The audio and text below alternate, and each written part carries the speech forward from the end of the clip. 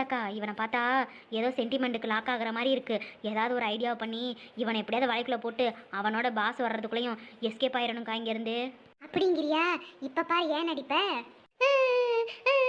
எங்கடா போனே? இந்த அக்கா விட்டுட்டு எங்கடா தம்பி போனே?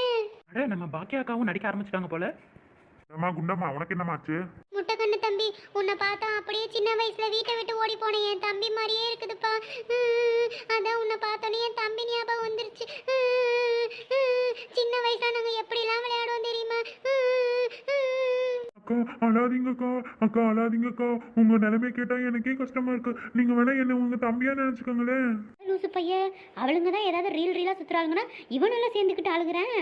ஆமாப்பா தம்பி, அடுத்த மாசம் என் பிள்ளைய ரெண்டுக்கும் காது குத்து வச்சிருக்கிறேன். என் தம்பி இருந்தா அவன் மடியில உட்கார வச்சு காது குத்தலான்னு பார்த்தேன். இப்ப பாரு யாருமே இல்லாத அனாதை மாதிரி நிக்க வேண்டியதா போச்சு.